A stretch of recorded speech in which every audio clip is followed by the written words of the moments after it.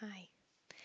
I've been wanting to do a reading of a book, and I thought this one might be a good one to start with because it is a graphic nonfiction book, and hopefully you might learn something.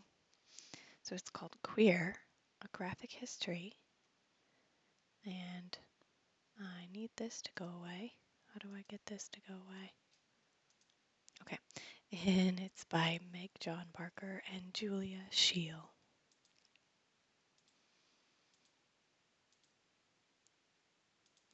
These are all the chapters. It's quite a long book, actually.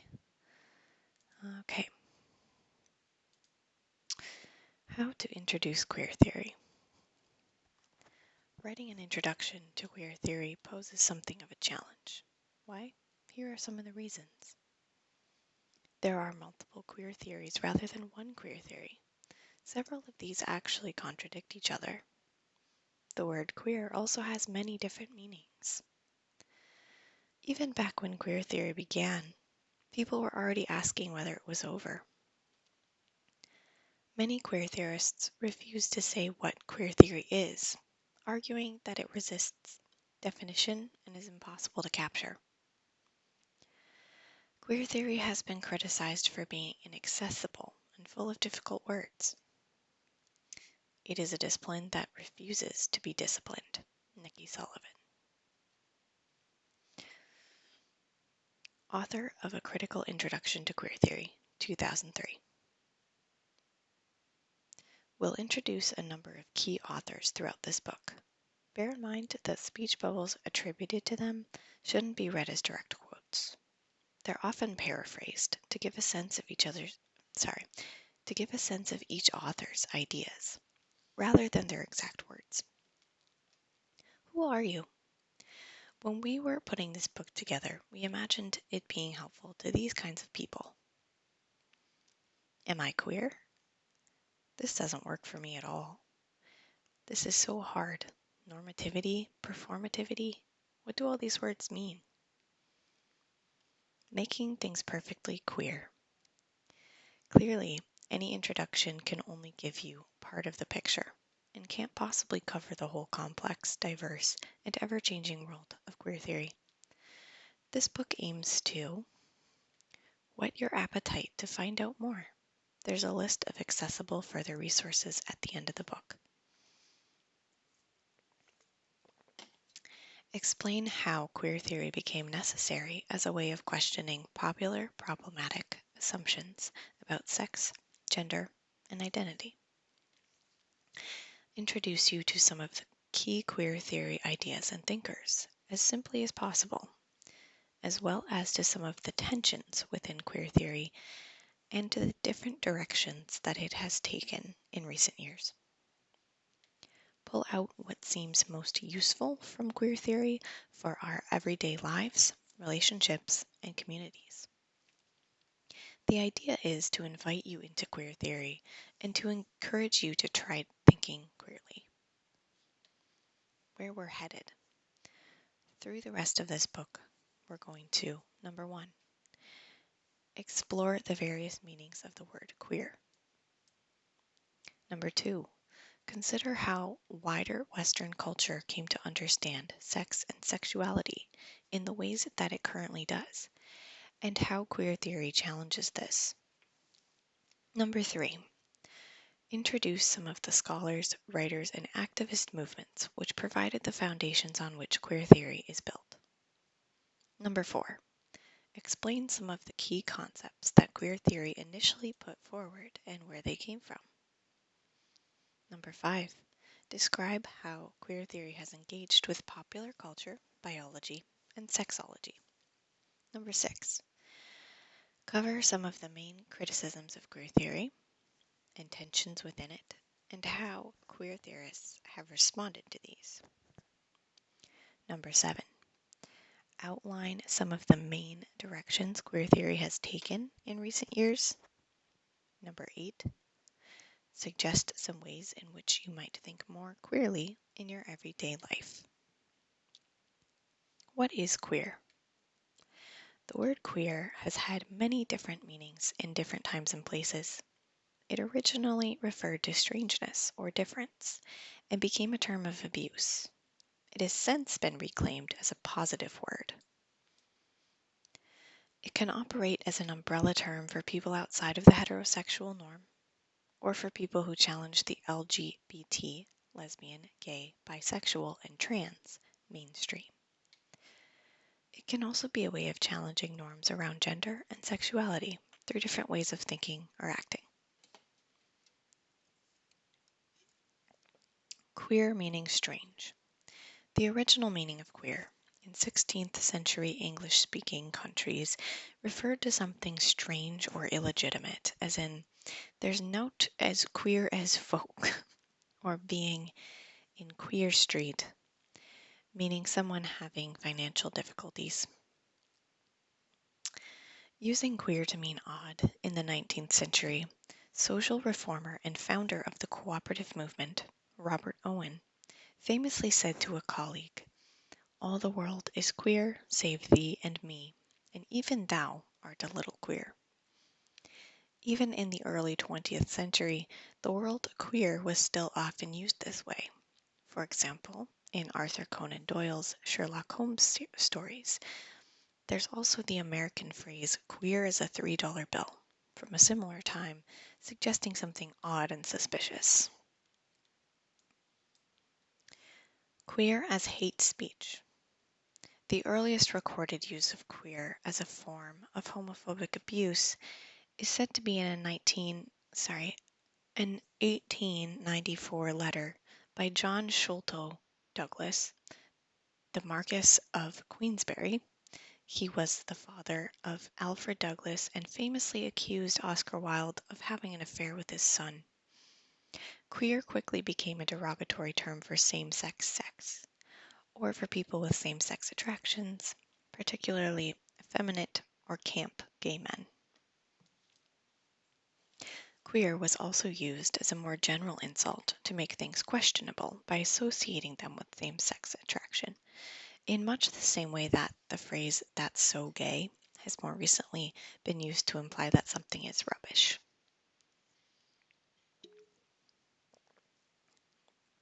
Reclaiming queer.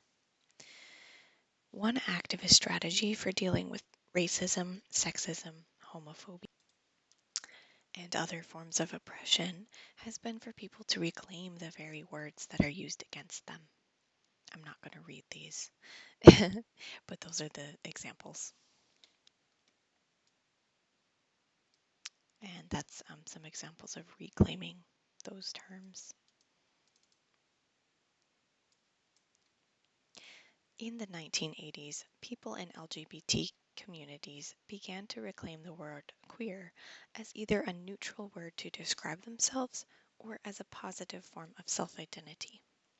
One early example was the activist group Queer Nation, who circulated a Queers Read This flyer at the 1990 New York Pride March. Nowadays, this neutral or positive use of queer has found its way into mainstream culture with TV shows such as Queer as Folk or Queer Eye for the Straight Guy. Queer here is usually synonymous with gay men and sometimes still suggests that they might be good at stereotypically feminine things. Queer umbrella. Queer is also often used as an umbrella term for anyone who is not heterosexual, attracted to the opposite sex, or cisgender, remaining in the gender that they were assigned at birth. It's a snappier and more encompassing word than the ever-extending LGBTQIA, etc. alphabet soup. However, there are problems with this usage for many older people who have painful memories of queer being hurled at them as a term of abuse. Also, many queer activists take issue with it because for them, queer is about those who are further outside of normal. Queer theorists take issue with queer being used as an identity term. Queerer umbrella. Many queer activists see queer as an umbrella term for folk who are outside of the mainstream, both the heterosexual cisgender mainstream and the conventional LGBT mainstream. They point out that being equal is not always equally good, and question the gay rights movement's focus on things like marriage, consumer culture, and serving in the military. Maybe the focus should also be on groups under the queer umbrella who are most marginalized, such as those who are at everyday risk of violence, suicide, poverty, and homelessness. Our priorities are often very different to those of the white middle-class gay scene. Perhaps institutions like marriage should be questioned, not joined. And this is referring to earlier when they said LGBT. B and T are in brackets here because LGBT rights agendas are often driven by gay men and to a lesser extent lesbians. Queering queer. Both queer umbrellas still risk maintaining a binary division between those who are seen as queer and those who aren't. This division is also often based on people's identities. Queer theory is all about breaking down these kinds of binaries, which oversimplify the world into everything being this or that. So it would question any understanding that has some people under the umbrella and some people outside of it. Queer theory is also all about questioning identity, so it would challenge any kind of fixed identity categories of lesbian, gay, bisexual, asexual, etc., including queer if it's used in that way. Don't worry if you don't quite get these points, we'll be coming back to them. Multiple meanings of queer. It'll be helpful to try to hold all these multiple and sometimes contradictory meanings of queer that we've just covered in mind. Queer theory generally sees queer as a verb. Queer is not something that we do, rather than something that we are. Queer is something that we do, rather than something that we are or are not. Queer can be a or an noun, a bunch of queers, verb, to queer something, adjective, the queer community, or my relationship is pretty queer. We queer things when we resist regimes of the normal, the normative ideals of aspiring to be normal in identity, behavior, appearance, relationships, etc. That was Michael Warner, author of The Trouble with Normal, 1999. Queer interventions. 3 related but slightly different queer disciplines or interventions are mentioned throughout the book. Queer activism is a form of sexuality/gender activism that opposes assimilationist agendas of trying to show how normal LGBT people are. Instead, it celebrates difference and diversity and challenges things like the commercialism of the gay scene. Queer studies is an academic discipline that tries to move beyond lesbian and gay studies to incorporate other sexualities and to take a more critical approach to sexuality as a whole, including heterosexuality. This is similar to how a lot of women's studies departments became gender studies departments, because masculinities and other genders are also important areas of study. It's multidisciplinary because it draws upon many other disciplines. Examples: sociology, geography, history, literature, cultural studies, media studies. Queer theory is a theoretical approach that goes beyond queer studies to question the categories and assumptions on which current popular and academic understandings are based. What queer has in common? Anti-identity politics. Queer activism, queer studies, and queer theory generally share an opposition to identity politics, the idea of fighting for rights on the basis of identity, as an LGBT or T person.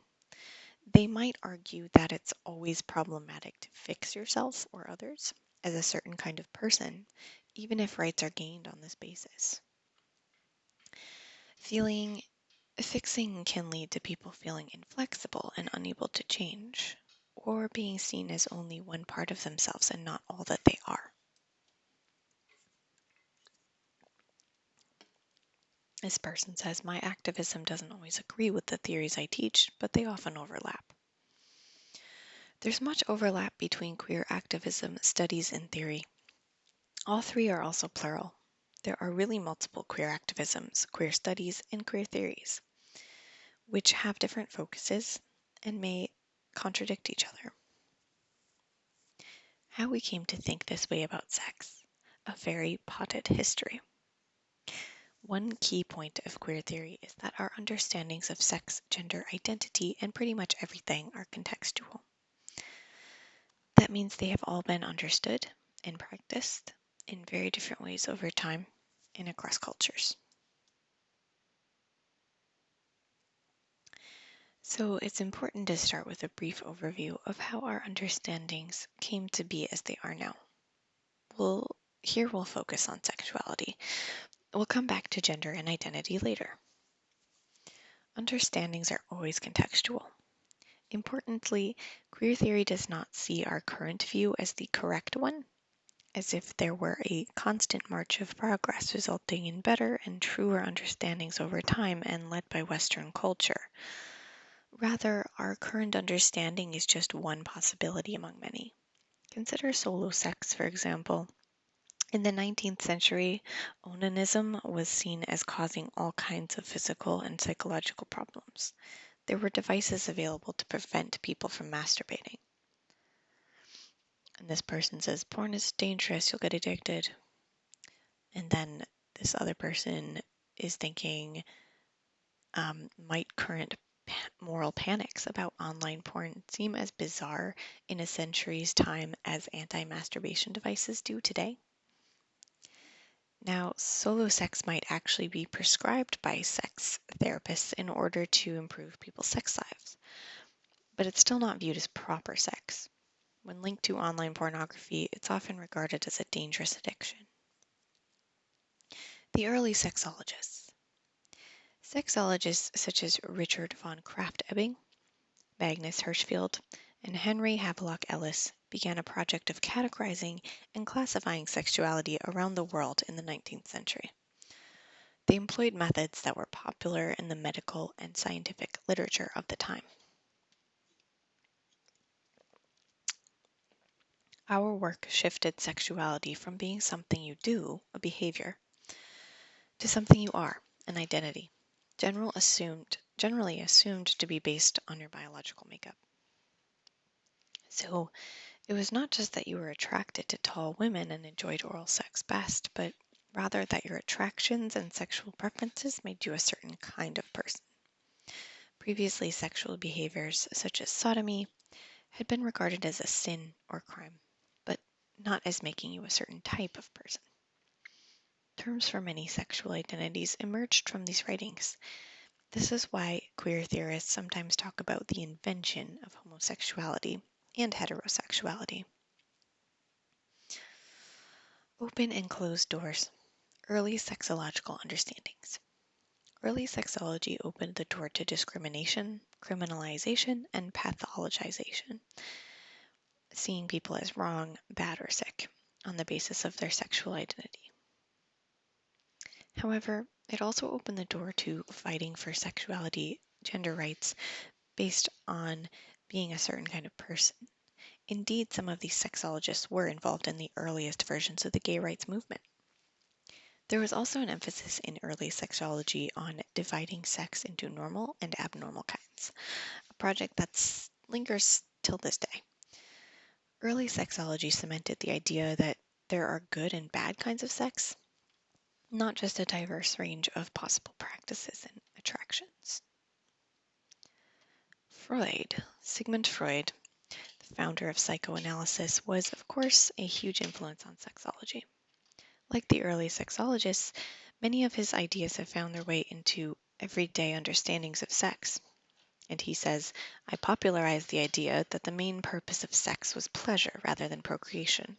Before me, sex was generally assumed to be pathological, unless it was procreative. I will just read through this Freud section for today. Freud also introduced the idea of sexuality as something that develops rather than being present in the brain from birth. However, he retained the idea of individuals reaching a stable sexual object choice, attraction to the same or opposite sex based on going through the Oedipus complex. Open and closed doors, Freud's theories. Freud's pleasure principle opened up the possibility that it might be okay to want sex for the pleasure of the act itself. However, his ideas of the mature sexual aim were also part of the reason that penis and vagina sex became the gold standard against which people tend to measure all other sexual practices. We will pause there for now. This book doesn't really have chapters, it just kind of meanders a little bit. But coming up, we have some other sexologists to talk about the Kinsey scale, stuff that you might be familiar with. Yeah, so I hope that you liked this and learned something. It is a little bit highly theoretical, and of course, it's kind of an adult subject, so I wouldn't really recommend it for a kid to read, although maybe it would be ultimately a good thing. I think it's been really interesting so far, and I've enjoyed reading it. It's reminds me of a lot of the stuff I studied in college, and I've always found that interesting. Okay, well, I will talk to you guys soon, and I hope that you are all continuing to take care. Bye bye.